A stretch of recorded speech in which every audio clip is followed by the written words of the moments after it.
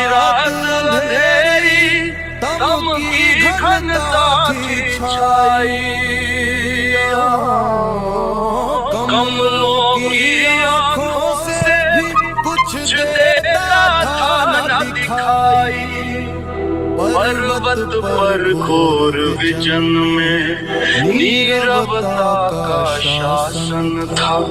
गिरी अरावली सोया था, सोया तमसावृत वन था।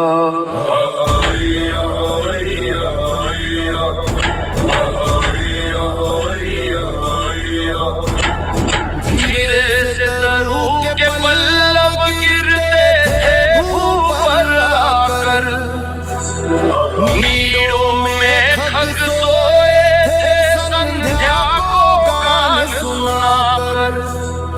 नाहर अपनी मांगों में मृगवन लतिका झुरमुट में, मृगमोद सुमन सोए थे पंखुड़ियों के संपुट में।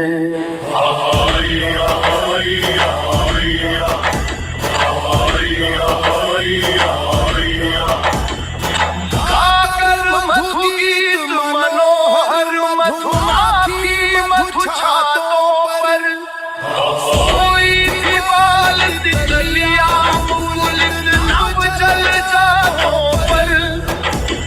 मेरा लिंगन से छाया थी एकाकार निशावर, सोई थी अचल पर ओढ़े घनतम की चादर। आँखों के अंदर पुतली पुतली में दिल की रेखा, उसने भी उस रजनी में केवल तारों को देखा। वे नभ पर कांप रहे थे आशीष को कंगनों में, सूरज मयंक सोए थे अपने अपने बंगलों में।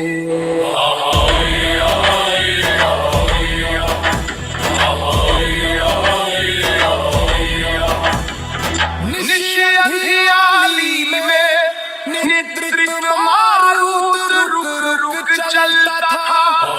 अंबर था धुन बरसता, पर्वत हिमसागरता था। हेमंत शिशिर का शासन लंबी थी रात विरसी, संयोग सदृश लघुआसर दिन कर की छवि बरसी। निर्धन के पटे पुराने पट के चित्रों से आकर, शर सदृश हवा लगती थी पाषाण हृदय दहलाकर। लगती चंदन सी शीतल पावक की जलती ज्वाला, भी कांप रहा था पहने भूषण की माला। जग भर विकल हिलते थे चल दल के दल से थर-थर। ओसों के नभ से बहते थे आंसू झरझर। जब की कोमल बालों पर मटरों की मृदु पलियों पर, नभ के आंसू बिखरे थे की नभ कलियों पर। घन हरित चने के पौधे जिनमें कुछ लहुरे भीग गए उसके जल से सरसों के पीक मुड़े।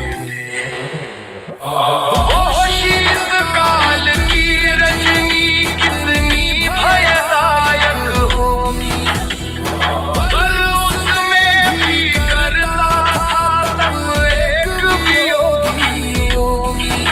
वो नीरवन शीतनी में जिसमें दुनिया थी सोई, निझरती करुण कहानी बैठा सुनता था कोई। उस निझर के तट पर हीरा की दीन कुटी थी, कोने में बैठा था कुछ वंकिम सी भ्रुकुटी थी। कभी कथा झरने की सुनता था कान लगाकर, कभी सिहर उठता था मारूत के झोंके खाकर। निहार भर नत मंथर निझरते कर लेकर,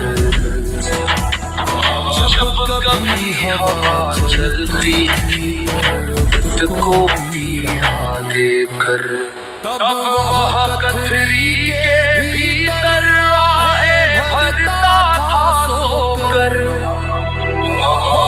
कभी याद जननी की करता था पागल होकर, वह कहता था वैरी ने मेरे गढ़ पर गढ़ जीते।